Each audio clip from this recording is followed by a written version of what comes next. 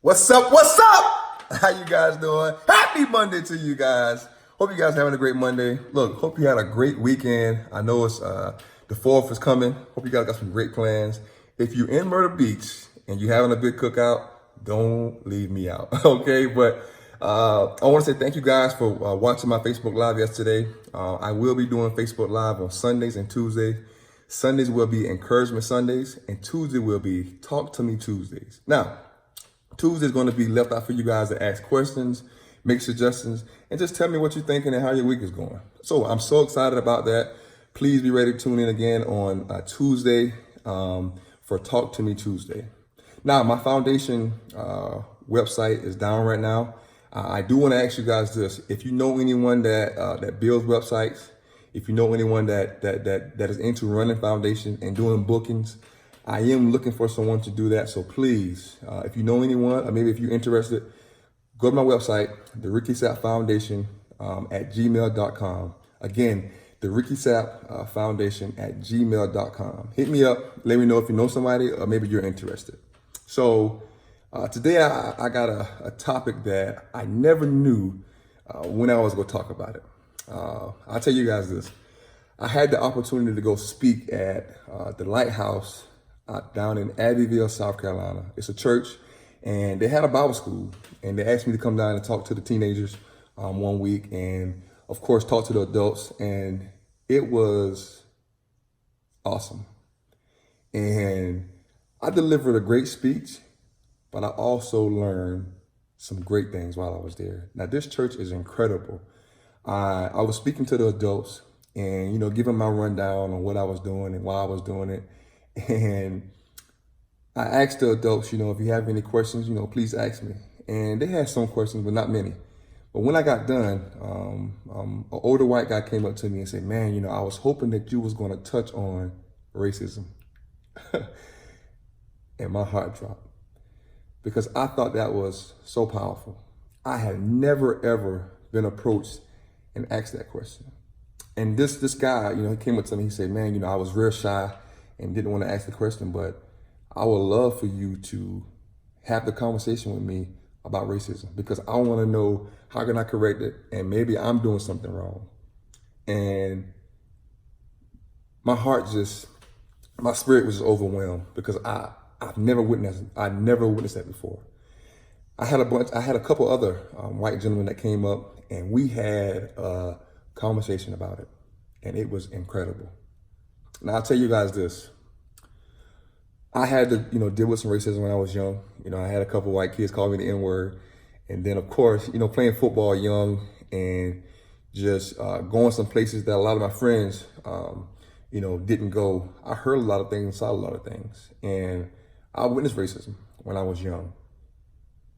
But now that I'm older and I'm a substitute teacher and personal trainer, I've also witnessed it on that level. So I've been blessed with this gift, to be good with kids. And I can tell a lot about a kid and figure a kid out just by being around them for 5 minutes. And I've seen kids that I can just feel it in their spirit and see that they wasn't too fond of me and that they was being taught at home to,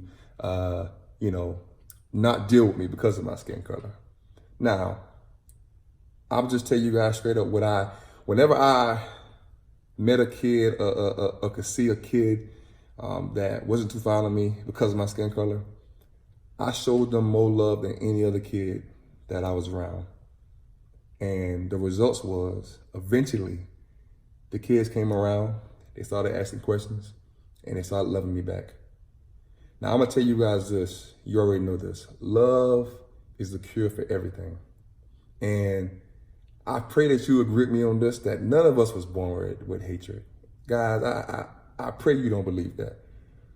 Hatred is something that is taught, and I can prove that.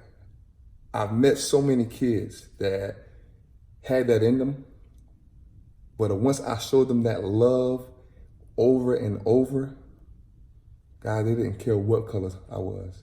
They came around, they asked questions, and they loved me back.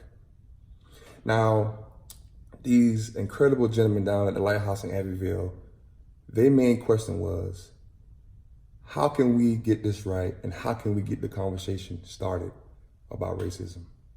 Now, I understand it's a tough topic right now because there's so much is going on in the world, and we've seen so much stuff on social media. A lot of people are afraid to have the conversation. But this is what I want to tell you guys. We have to, get to the point where we can just, stand up and be brave and just have these conversations. And this is what I suggest for you guys. Find some people that maybe that don't look like you, and just have the conversation with them. Just ask them, hey, look, can you tell me about your culture and tell me what you think that we are doing wrong, or what are some things that we maybe are saying that disrespects you? Now, I'll tell you guys this. Let me stop for a minute and tell you guys this. I met a parent last year, and she was white, and she had a young kid that was in school, and he called this little Asian girl out loud, and he got in trouble. And the parent didn't think it was that serious. Now, hear me. In my opinion, that's not okay, because that's something that we can't allow kids to do.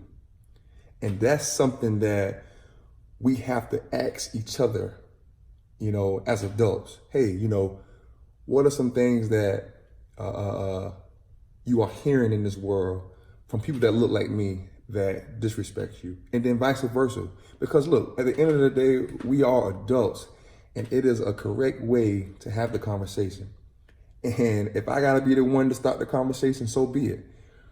But let's have the conversation, guys, because we have to have it, because the world right now is just going through so much hatred, and it's not making anything better for any of us. So I encourage you guys to find some people that don't look like you. Maybe you have some friends that are a different color. I encourage you guys to get around them and say, look, hey, how can we, learn about your culture, and how can we figure out what is defensive to you and what's not? And then how can we work on building a relationship where we don't even think about what color you are? That's what I encourage you guys to do, because we can't live in this world and worry about skin color. But I encourage you guys to just have the conversation. And I'm begging you, if anybody out there wants to have a conversation with me, please, I'm here. The Ricky Sapp Foundation at gmail.com. I encourage you guys, let's get this conversation going. Thank you so much to the Lighthouse out there in Abbeville for approaching me and asking me to have this conversation. Man, I hope this video helped. If it didn't, I'll come back and I'll try it again. But I look forward to hearing any kind of responses. Look, this is something that we have to talk about. We have to. But I thank you guys for listening. I hope you have a great Monday. Dream big, live big.